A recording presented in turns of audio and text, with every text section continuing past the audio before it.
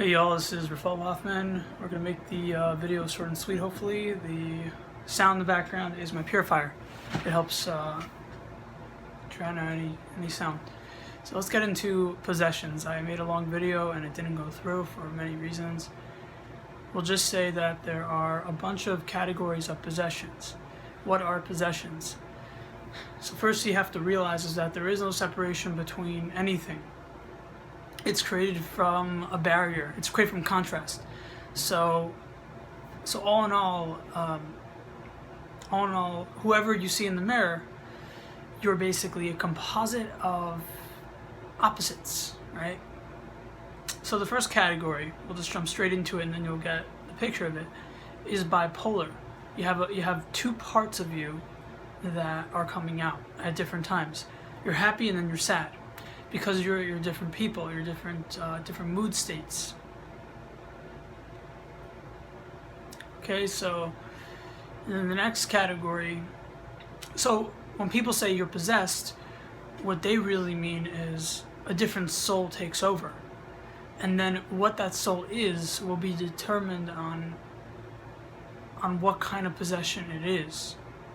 So you could have different parts of your own personality that are always unified, and then you have a terrible life and they kind of break off from each other. They don't trust each other, they don't trust the world, and so they come out at different times. Instead of just one harmonious, maybe different moods, but overall you're just a consistent character. So something that was within you broke off. Okay? So what you have here is you have a possession that comes from within. It's like it's not bipolar. Oh, so this is the DID category. Multiple personalities. So we got, okay, and then the third category of possession is empathy. When a person absorbs people's energy and then they become the other person, or they become, so spirits are traveling throughout the universe and they're crossing paths with other people, and then they take over the body. But even if I talk to someone or they talk to me, there's an exchange of energy, and what's going on is that the souls, or the source energy, or the source energies, depending on the discussion that we're trying to focus on, goes into the opposite bodies. So we have here something that's happening everywhere, all the time, but certain people are more sensitive for whatever reason. You could say they've had a lot of trauma. You could say it's a purification, they become empathetic, and it's a high state of consciousness. There's different ways of understanding it, but the third category, which has subcategories, is empathy. So we said there's the bipolar, the DID, and the empathy. Okay, so bipolar is the extreme states of one's own consciousness. And then there's the shadow. The shadow is your own ego.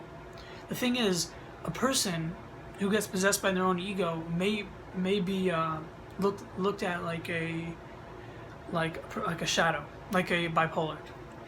But the concept of shadow is making a factual statement. Everyone is possessed all the time, and this is what in religious doctrines and spiritual or esoteric philosophies mean by the soul is the root of the person. It means that you need some kind of source energy to keep you alive. Chances are the source energy won't leave you until it's time, or until objectively your body is ready to die, or something happens which is like overlaps with that whole discussion. But you have here what's most relevant is the fact that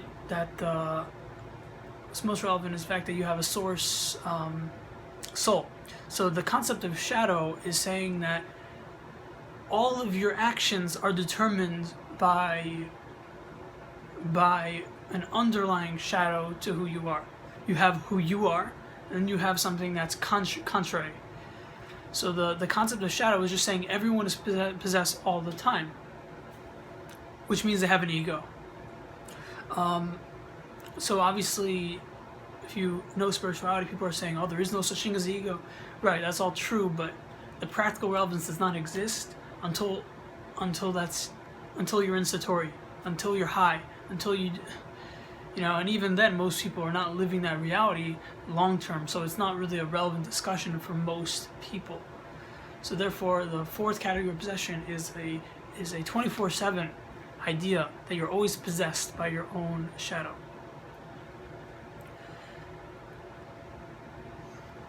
Okay, so then the next form of possession is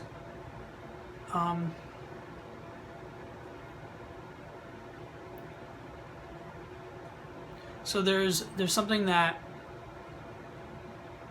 okay, so the reciprocal of shadow, okay, so there's the shadow, and when you're manifesting your shadow, you might consider that as bipolar, but you may not be diagnosed if your shadow is not so like discernible, or it's not so noticeable, you know, like it just blends in for some reason or whatever reason. And then the reciprocal of the shadow would be the soul. So what is channeling? So channeling is basically taking external energy and letting your consciousness or body have that energy so that something could talk through it. So I say that what channeling is usually your own soul, something that's who you are, and it's coming down.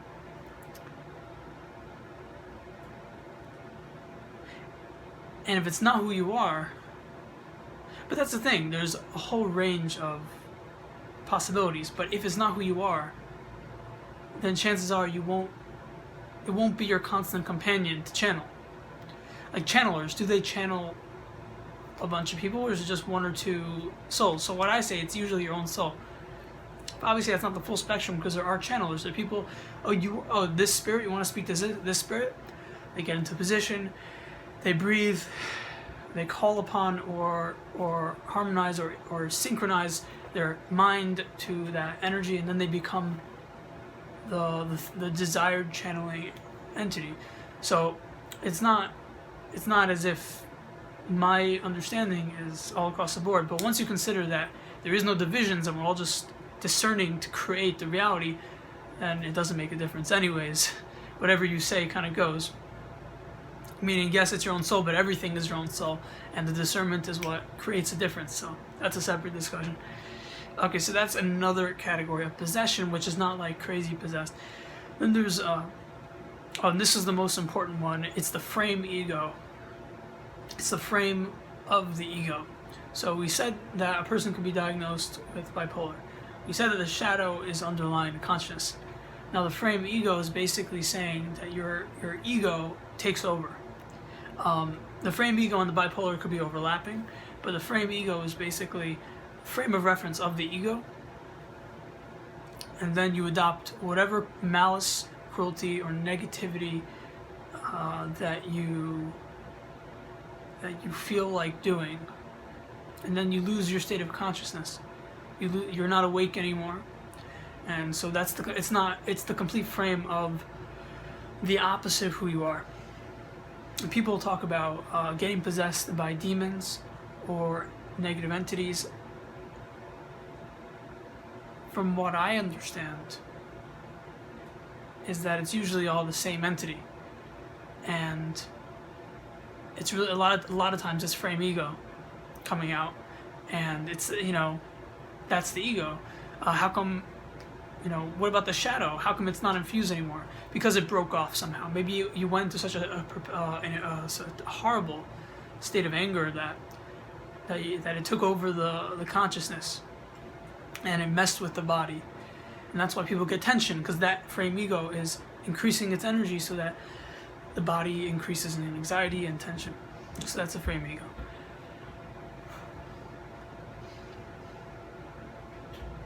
Now, is it possible to have a possession of a random spirit? Yes. So the way I understand it is that the way to be possessed is you come across a person, and that spirit goes into you. But that's the empath. The empath is basically taking everyone's energy. So the empath would have this issue of getting possessed. But isn't there a case of a person who comes across someone, and then that spirit gets into them, takes over, and absolutely that can happen on, you know, like for whatever reason, it does happen, is that person the empath we're talking about? Not necessarily. It could be he has an empathetic nature, or an empath way of doing things. But it doesn't have to be an empath. It could just be someone who's listening, which means anyone could be in this state. But you don't realize that you're possessed. You don't realize that you've adopted another soul or another negative entity until it affects you in your life. So when people go like this, they have tension in their body. When did that come in? Chances are it came in by talking to someone who had it, or talking to someone who had it, who talked to someone who had it. It's like a virus, And but a lot of times it's just minuscule amounts of it, and it just dissipates. And the more collectively advanced and conscious the society is, the less of that negative energy manifests in the nation, in the world. The more competitive, the more driven, animalistic, materialistic, the more likely that the other thing to remember is that the animal nature is to be materialistic, is to think about survival, like buy things and we'll take care of ourselves in security. So if everyone is taken care of, the energy becomes manageable. The person does not go into erratic, bipolar, or frame ego states, and they're not as filled with anxiety, which is the frame ego's offshoot energy. So therefore, people who are materialistic, it's not negative energy. It's a standard biological evolutionary energy. It's not actually negative energy. It's just a different frame of consciousness. Could that frame of consciousness influence you? Maybe. Like if a materialistic person starts speaking to a regular guy who's into spirituality, does he have to worry that he's going to be sunk into to materialism? The way I understand it is maybe somewhat, but as long as it's not his full surroundings all the time, he's not going to be affected. There's also a concept of spiral dynamics in terms of biological evolution, or psychological evolution, that when you advance, you're not going to easily go down. Only if some parts you have not been developed, those parts will sink in, but your overall frame of consciousness that's higher will stay there, so you won't be affected. And so that's why I lean more into the direction of not worrying, mainly because things that go up don't generally go down. If they do go down, it's just parts of them that haven't been fully developed. So it's probably temporary, but okay, so all that's talking about frame ego. No, talking about the negative spirits that come into you. So when people talk about demon possessions, you're talking about an age of survival, like people were going to war with each other or murdering each other on the streets. The reason why you couldn't go out at night is because there might be a crazy person who's going to stab someone. Usually those people are called demons. They're probably possessed. They probably had a lot of negative energy in them. But it was people that were just messed up in the head, that roamed the streets at night because they wanted money, or they wanted to kill, or they wanted to rape, or something like that. And so the anxiety that was created back then created these metaphors, and then they get traumatized, so they probably adopt that person's energy of some kind, a woman who gets raped, or something. Anything you could picture. The transference of energy was much more extreme back then, so the relevance of demon possessions was more in people's minds, and they didn't have a more of a scientific grasp. They didn't have flashlights where they can just see everything around them. Oh, it's just wild animals, it's not demons. Oh, it's just people walking around. They might be people to fear, but alright, so the framing.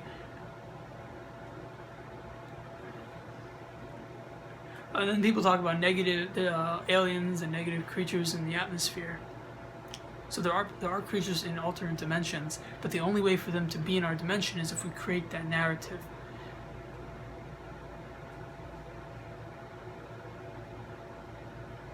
So if you get itches and all these different things that bother you, or things that you take for granted but are really a nuisance to your mind,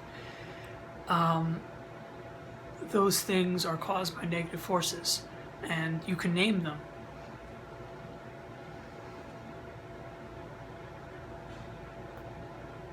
Question is, what exact force was it? So those who follow me know that I believe that I have the truth, and I believe that everything comes down to specific paradigms related to Earth's history. But I do admit that I created that. which means I can transfer into a different dimension where everything is about some ancient turtle or some ancient rainbow that came about in the beginning of time. Even though this, I can adopt that. It's not gonna be implausible, considering that everything is equally factual in terms of what's possible. Yet, I simply don't go there because it's not my paradigm. It's like the new age version of tolerance. I understand that that's a paradigm. It's not my paradigm. Would I prefer everyone to follow my paradigm? Not necessarily, but it's a paradigm that I've seen firsthand is real. I've seen people get possessed, and all of a sudden they say their name is this and that. Well, so therefore I follow it. What's the last point we're going to say before we go? We discussed channeling. We discussed the bipolar. We discussed the shadow. We discussed the frame ego. We discussed DID.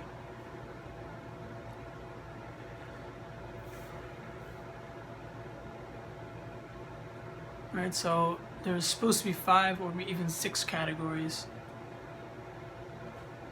And I think that covers it. If there was something I missed, I'll probably put it below, but it should be okay.